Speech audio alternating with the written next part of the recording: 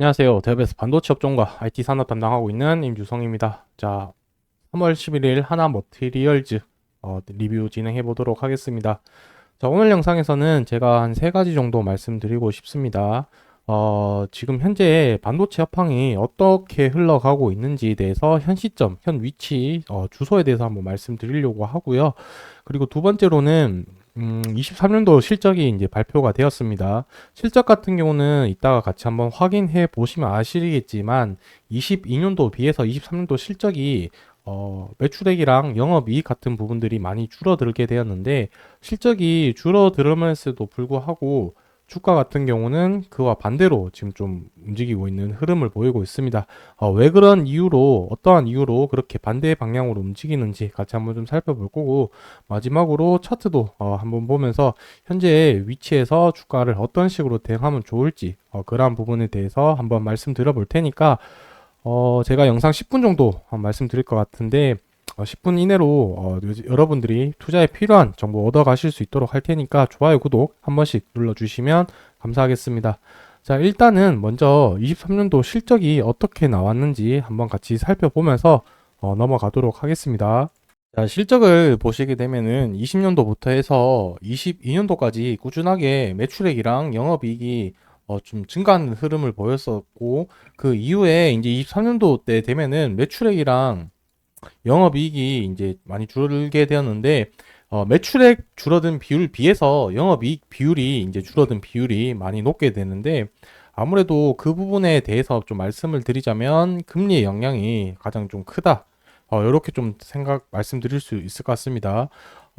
금리 자체가 인상을 하게 되면은 전방 산업에 대한 투자 심리, 그리고 투자에 대한 수요, 이런 부분들이 많이 줄어들게 될 것이고, 매출에 대한 수요도 많이 줄겠죠.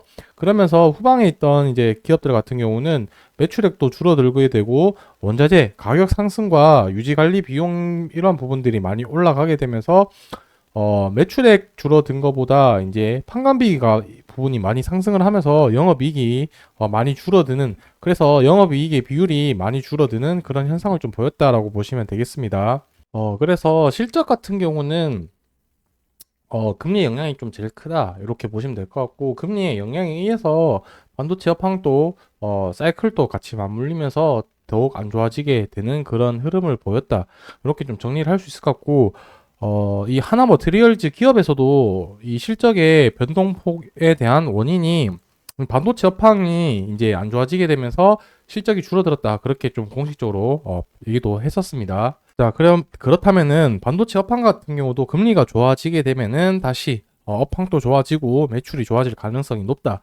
이렇게 보시면 될 것 같고, 현재 반도체 업황 같은 경우는 23년도 3분기 이후부터 해서 바닥을 찍고 지금 이제 회복에 있는 단계다, 이렇게 보시면 되겠습니다. 자, 그렇다면 23년도 3분기부터 어떤 일이 있었냐? 자, 반도체 업황을 평가하는데 두 가지 정도 보는 지표가 있는데, 첫 번째는 이 메모리의 가격과 반도체의 재고, 이렇게 두 개를 확인을 한다라고 보시면 될 텐데, 반도체 가격 같은 경우도 23년도 10월 이후부터 D램, 낸드 플래시 가격이 바닥을 찍고 상승을 하고 있는 흐름을 보이고 있고요. 재고 자체도 이때 피크를 찍고 줄어드는 그런 흐름을 보이고 있다라고 보시면 되겠습니다. 자, 그래서 하나 머트리얼즈 같은 경우는 주로 파츠 관련된 제품을 생산을 하는데, D램이랑 그 다음에 낸드 플래시 모두 공급을 하고 있다라고 보시면 좋겠습니다. 그래서 D램 업황과 낸드 플래시 업황 둘 다 모니터링 하는 게 좀 중요하다, 이렇게 좀 정리를 할 수 있을 것 같고, D램 같은 경우는 지금 확실히 업황이 많이 좋아지고 있는 그런 흐름을 보이고 있다라고 보시면 되겠습니다. 요 뉴스 기사인데 삼성전자 같은 경우도 이제 4분기 D램 시장 점유율 1위, 뭐 요 부분은 당연히 계속 삼성전자 1위였긴 했는데, 좀 주목해야 되는 점이라고 해야 된다고 한다면은 감산 자체를 좀 줄였습니다, 4분기부터. 그러다 보니까 매출 자체도 이제 생산량이 올라가면서 매출량이 올라가게 되었고, 뭐 1분기에는 이제 흑자 전환 예상되어진다고라고 좀 많이 그 예상하고 있죠, 시장에서는.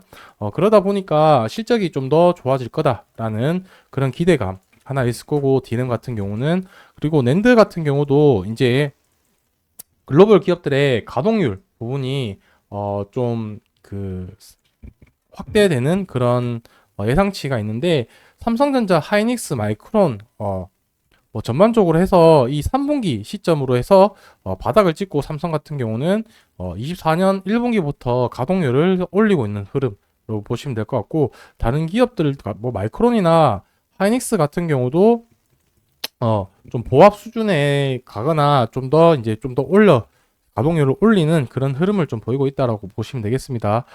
그렇다는 것은 결국에 디램이랑 낸드 부분의 업황도 좋아지고 있다. 뭐 이렇게 좀 정리를 할 수가 있을 것 같고, 단기적으로는 이 부분이 실적이 반영이 되려면 6개월에서 한 1년 정도는 어느 정도 기간 텀이 좀 발생이 되겠죠. 그래서 지금 그러한 부분들이 주가로 차트로 보시게 되면은 작년 9월달 이후로부터 이렇게 저점을 계속 높이면서 추세를 우상향하고 있는 그런 패턴을 보이고 있다. 이렇게 보시면 되겠습니다. 그래서 주가가 이런 식으로 저점을 높이면서 올라가고 있는 그런 흐름을 보이고 있고, 이런 이유는 결국에 실적이 지금 당장은 발표된 거는 작년 실적이다 보니까 실적이 안 좋아졌지만, 주가 같은 경우는 미래의 부분을 선반영하기 때문에 이제 업황이 좋아질 거다라는 기대감으로 인해서 지금 주가가 상승을 하고 있는 그런 흐름으로 가지 않겠냐라는 게 저의 생각입니다.